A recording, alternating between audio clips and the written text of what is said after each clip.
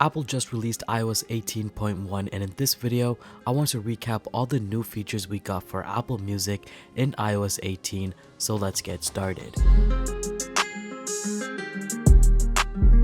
The first thing we have here is the newest edition of Music Haptics in Apple Music. Now this is an accessibility feature, so you can turn this on by going into settings, accessibility, and there's going to be an option for Music Haptics and you can turn that on. Once you do have it enabled, when you're listening to music that's supported, it's automatically going to use the Haptic engines to vibrate along to the music. Now as it is an accessibility feature, it's going to be for the people that cannot listen to music, so if you want to feel the music, you definitely can with this feature in Apple Music. It does tend to use a little bit more battery because the Haptic engine is just going off, but if you don't need this, you might not have this turned on, but it is a really cool feature to have in Apple Music. Next, Apple is also cleaning up the queuing system for music, so now when you're trying to add a music to the queue, you're going to have the option of adding a song playing next, and you also have add to queue. Play next pretty much allows you to play the song right after whatever you're listening to, and add to queue is going to play the song after every song that's in the queue right now.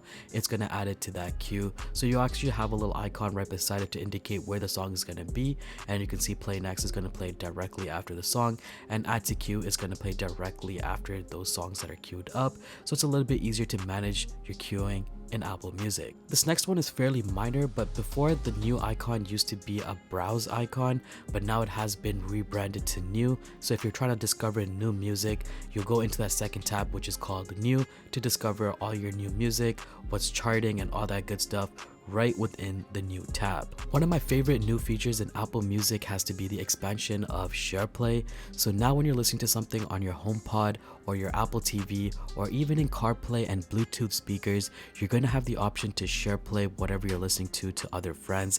So for example, in the car, this is a perfect scenario. Instead of having to pass your phone around to everyone to add songs into the queue, they can simply scan the QR code and they now have access to Apple Music. And the best part is they do not have to be a subscriber for Apple Music. As long as the host has an Apple Music subscription, everyone else that joins does not have to have a subscription, and they just have to have the Apple Music app, and they will be able to control music in queue and control that. So if you're in a car ride, if you're at home, or connected over a Bluetooth speaker, this is definitely a very useful feature. Next, Apple is finally allowing iPhone users to record video while music is playing over a Bluetooth speaker.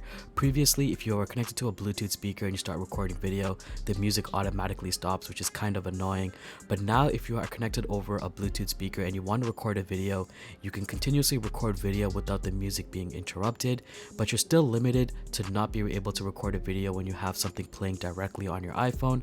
But Apple is allowing you to record video while you're playing music over a Bluetooth speaker. Back in iOS 17, Apple introduced crossfade, which is a really cool feature. It pretty much seamlessly transitions music from the previous song to the next song. But in iOS 18, it is getting a lot smarter.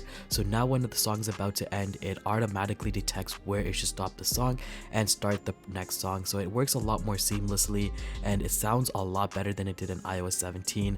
So the new addition of having a smarter crossfade feature works really nicely in iOS 18. Apple has also updated how you're going to be seeing title songs in Apple Music. So no longer are you going to get wrapped text that goes around. It's automatically going to fill out all the titles in one section, so you don't have to click into the song to see what the full title is. It's going to have the full title listed out in the song credits, as you can see right here.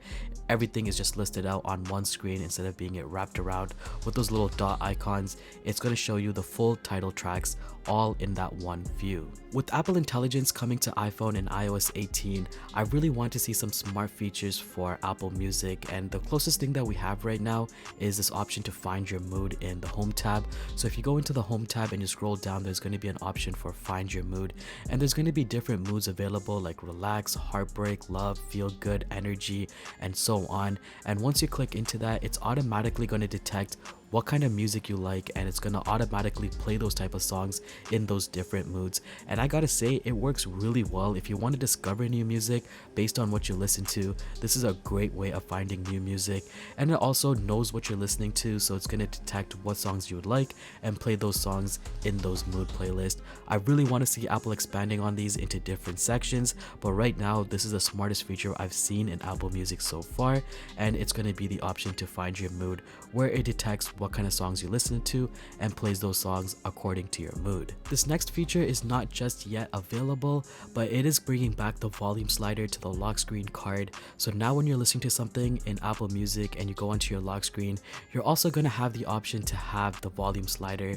Now this is not enabled by default. You actually have to go into this accessibility feature to turn this on, but if you ever wanted to have this feature enabled, you now have the option to do so, and this is coming in iOS 18.2. To enable this, you want to go into the accessibility settings, scroll down till you'll see audio and visual, and there's going to be an option to always show the volume control, and once you have that enabled, you now will always have that volume control on the lock screen whenever you're listening to music, whether it be your headphones or the built-in speaker. And finally, I wanted to mention that Apple Music was kind of broken for a while there when iOS 18 was released. It was very slow, it would crash out sometimes, and it just didn't load things properly.